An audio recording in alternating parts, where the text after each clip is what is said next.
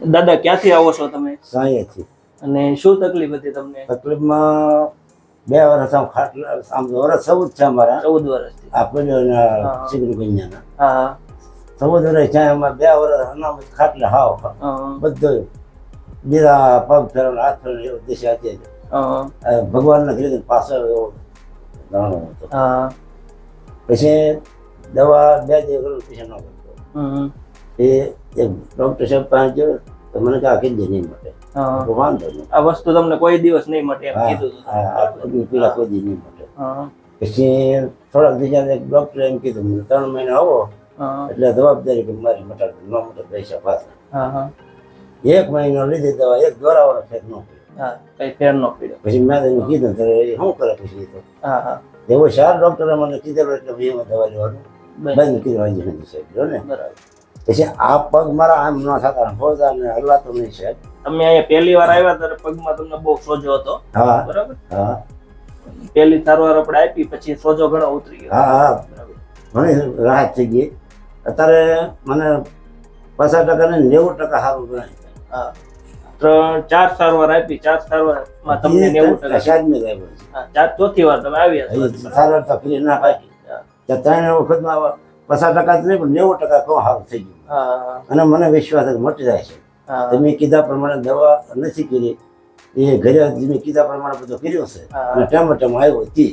એટલે મને એ તો મેન વસ્તુ છે. તમારે કીધા પ્રમાણે આવવું પડે અને કીધા પ્રમાણે ઘરે પરેજી રાખવી પડે તો તમને ફેર પડે. કેમ કે અહીંથી આપણે કોઈ જાતની દવા નથી આપતા, એટલે આ તમારે દવા સમજીને જ આ બધું. તળિયા ભાવમાં ફેર પડી ગયો. હા પેલા બહુ તળિયા ભાવતા. અને આમ રપગ કરીને હોતા તો ભેગા ન થતા છે. ભેગા કરવા ને તો કાંટાઈ જતો રોવા જાય એવું. પણ એ મને અત્યારે હાવ રાહત છે. ચલાતું નહીં, બેઠાતું નહીં, ઊભું આવી બધી તકલીફ હતી. બધી તકલીફ. બરાબર. અને અહીંયા તમે 3 સારવાર લીધી એટલે 90% તમને ફેર પડ્યો. 90%. અને હવે હું કાલ સવારે ઢોર સારો એવો થઈ ગયો. તમે કીધું તે નથી થતો, હવે ઢોરમાં જાવ એવો થઈ ગયો. તમે 1-2 વાર આવશો એટલે તમને 100% ફેર થઈ. ડાબો પગ મારો ઢહાડાતો છે.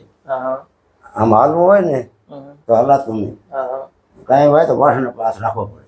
હવે એક હાથ બહુ ટેકી દઉં અને લાંગા દોઢ હાથના મારું મારે ક્યાંય જ લાગ્યું ન ભરાતું. અને ટેકો નાનો રાખો તને. હવે હોટી એવું ન હાલું, હોટી રાખવી પડે. કીધા પ્રમાણે કઈ જાતા રવ ખાટલે ખાટલે ખોટું ક્યાં કોઈ છે. હું 14 દોરા કાઢ્યા હોય તો મહિના દે રહેવું વાંધે. મહિના ખાટલે વધુ મટતું હોય તો પણ આ હોતા છે ભાવ મટી ગયા. ઘણો ફેર. આ સાંભળો ભેગું થઈ ગયો. ઢોકળા હતા ને ઢાંકણી નો આજ થયા. આમ બધો રેડી થઈ ગયો. આ દેખાડ આ સાંભળો ભેળું થઈ ગયું છે. આ સાંભળો હતો ને આ હોતો હતો ને આમ દડા રેખા પગ હતા. આ બધું હલતો થઈ ગયો. એટલે આમ બધું ખુલ્લી ગયું. બધું ખુલ્લી ગયો. અને આ હોતા હતા બધું મટી ગયું. આખા શરીરમાં જ્યાં હતો ને એ શાંતિ થઈ ગઈ મારે. ખાવ એટલે દાદા આમાં મેન ફાયદો શું છે? કોઈ જાતની દવા ઇન્જેક્શન કઈ આપવામાં આવતું નથી. સારવારની કોઈ આડઅસર નથી, કુદરતી સારવાર છે. મેં એને કીધું આપણા માતૃનો સેવા કરે સેવા ગણાય, ભલે કઈ બિલ ન ગણાય. આપણે જે બિલ ન કરે સેવા કરી તો એમ થાય કે નાના ગામમાં જરૂરી છે. એમ કંટાળાય નહીં છે. પણ કીધા પ્રમાણે 1 કાંટો વધુ આવી ગયો એ મને ખબર પડે. અમારા તરફથી તમને કોઈ જાતની કઈ દવા આપવામાં આવી નહીં. તો તમને કેવી લાગી સારવાર? સારવાર મને એમ કીધું ઘરે ન આવ્યું કરે. 1 લાખ રૂપિયા ભરવા ચાલો આપો ને દવાખાનામાં તો તમને આવી સારવાર ન કરે. હવે તમારી જેવી તકલીફ વાળા કોઈ દર્દી હોય તો તમે એને શું કહેશો? સારવાર વિશે લેવાય કે ન લેવાય? લેવાય. કેવા હારી છે સેવા. મેળામાં આમ બેઠો છો ને એક હિંદ રાંડું આમ બાંધેલું, એક આમ બાંધેલું, એક આમ ને એક આમ વચમાં હાડલા બાંધેલું.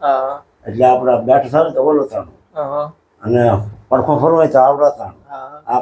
એવી પરિસ્થિતિ હતી. આ પડખો થાણું અને બેઠો થવા હોય તો આમ થાણું. હું હોય તો માથું લઈને હળવું સુઈ જતો. ઠંડા બધું ખાટલા જ રહેતો. ખોટું છે પણ એ થતા બધા કહેતા કે ગુજરી જવા ગાળામાં રૂમાલ નાખીને દાદા તમે તો હાલતા થઈ ગયા.